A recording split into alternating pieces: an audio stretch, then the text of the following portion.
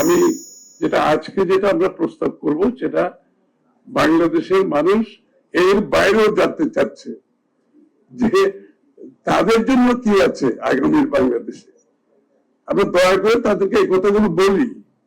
প্রত্যেকটা দলের উচিত আগামী জেন জি বলেন, নতুন যারা ভোটার হয়েছে, আমাদের তরুণ প্রজন্ম যারা আছে, বাংলাদেশের যারা প্রতিবন্ধী আছে, বাংলাদেশে যারা চাকরি বাকরি পাচ্ছে না তারা আছে, মহিলাদের অধিকারের ব্যাপার আছে, বাংলাদেশের তো সমস্যার শেষ নাই।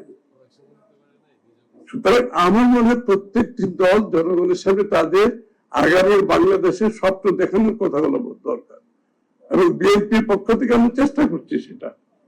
আমরা বলেছি 18 মাসে 1 কোটি লোকের চাকরি দেবো, আমরা ব্যবস্থা করবো। এবং আমি চাকরি দেবো, it is a political statement হিসাবে কেউ দেখতে পারে, আবার কেউ এটাকে সিরিয়াসলি নিয়ে বলতে পারে বিএনপি 1 কোটি লোকের চাকরির ব্যবস্থা করে এই কথাগুলো বলছে। আমি তো বলবো আমরা 1 কোটি লোকের চাকরি 18 মাসে কিভাবে দেব, সেই কাজগুলো হোমওয়ার্ক করে সবকিছু শেষ করে আমরা জনগণের সামনে কথাটা তুলে ধরেছি। তার আগে কিন্তু আমরা বলি নাই, এবং কোন সেক্টরে কত চাকরি হবে সেটাও আমরা তুলে ধরবো। আমরা কমপ্লিট কম্প্রিহেন্সিভ পেপার নিয়ে জনগণের সামনে 1 কোটি চাকরি আমরা কিভাবে দেব তুলে ধরবো। এই কাজগুলো আমরা করেছি। আমরা বাংলাদেশের জনগণের বিনামূল্যে প্রাথমিক স্বাস্থ্য সেবার সিদ্ধান্ত নিয়েছি, নট এ পলিটিক্যাল স্টেটমেন্ট। আমরা সিদ্ধান্ত নিয়েছি, এবং এই জনগণের প্রাথমিক শিক্ষা সেবা কিভাবে দেব, এটার অর্থনৈতিক যে কার্যকর ভাবে কিভাবে করব সেটাও আমরা হোমওয়ার্ক করেছি। করে বলতেছি বাংলাদেশের প্রত্যেকটি নাগরিককে আমরা বিনামূল্যে প্রাথমিক স্বাস্থ্য সেবা ইনশাআল্লাহ আগামী দিনে দেওয়ার সিদ্ধান্ত নিয়েছি, এবং এটার ইকোনমিক্স কি হবে সেটাও আমরা সিদ্ধান্ত নিয়েছি। বাংলাদেশের অর্থনীতিতে যে বিপর্যয় ঘটছে এখন, সেখান থেকে বের হওয়ার জন্য আমাদের ক্যাপিটাল মার্কেট কি হবে, ফাইন্যান্সিয়াল সেক্টর কি হবে, আমাদের বিনিয়োগ কিভাবে হবে, দেশি বিনিয়োগ কি হবে, বিদেশি বিনিয়োগ কিভাবে হবে, এটাও আমরা কাজ করেছি। এবং ইতিমধ্যে আমরা বিভিন্ন স্টেক হোল্ডারের সাথে দেশের বাইরে আমরা কাজগুলো সম্পন্ন করেছি। কারণ আপনি ক্ষমতায় যদি জনগণ নির্বাচিত করে, ওই দিন থেকে যদি আপনি কাজ শুরু করেন, এই ধৈর্য বাংলাদেশের মানুষের এখন নেই। আপনাকে একটি কম সময়ের মধ্যে 100 days 180 days, আজকাল তো যে এটা গ্লোবালি এগুলো কতগুলো বিষয় হয়ে দাঁড়িয়েছে। সুতরাং আপনাকে ডে 1 থেকে যদি পারফর্ম করতে হয়, আপনাকে এখন থেকে প্রস্তুতি নিতে হবে। সকল রাজনৈতিক দলের করা উচিত এটা। এই প্রস্তুতি নিয়ে আপনাকে ক্ষমতায় যেতে হবে।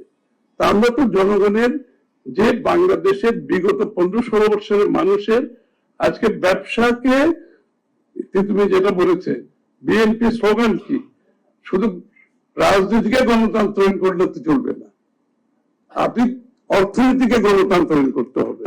অর্থাৎ বাংলাদেশের মানুষ রাজনীতিতে যেভাবে level playing field equal access পাবে, অর্থনীতিতে ইকুয়াল অ্যাক্সেস সবাইকে পেতে হবে। সবার জন্য লেভেল প্লেইং ফিল্ড থাকতে হবে। বাংলাদেশের উন্নয়নে, বাংলাদেশের অর্থনৈতিক কর্মকাণ্ডে বাংলাদেশের প্রত্যেকটি মানুষ যাতে অংশগ্রহণ করতে পারে, সেই নাগরিক অধিকার আমাকে নিশ্চিত করতে হবে। সো গণতন্ত্র অর্থ শুধুমাত্র রাজনীতিতে করলে চলবে না, আপনাকে অর্থনীতিতে করতে হবে। আমরা একটু আগে আমি একটা স্পোর্টস এর প্রোগ্রামে একটা সুইমিং কম্পিটিশন থেকে আসতেছি, আমি ওখানে দেখলাম প্রচুর জনসমাগম। ওই যে সুইমিং কম্পিটিশন আমাদের ঢাকা উত্তর বিএনপি নর্থে করেছিল, জিয়া রহমান সাহেবের মাজারের সামনে যে লেকটা আছে ওখানে, ওটাকে পরিষ্কার করা হয়েছে। কম্পিটিশন বিউটিফুল প্রোগ্রাম, এবং ওখানে অনেক তরুণ অংশগ্রহণ করছে।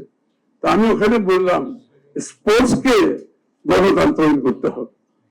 স্পোর্টস যাতে কোনো কক্ষিগত কোনো কিছু লোকের হাতে আপনি দেখেছেন, এখানে স্পোর্টসটাকেও কিন্তু নিজেদের মতো করেছে, যে জন্য আমাদের যে সম্ভাবনা আছে সেটা আমরা করতে পারি নাই।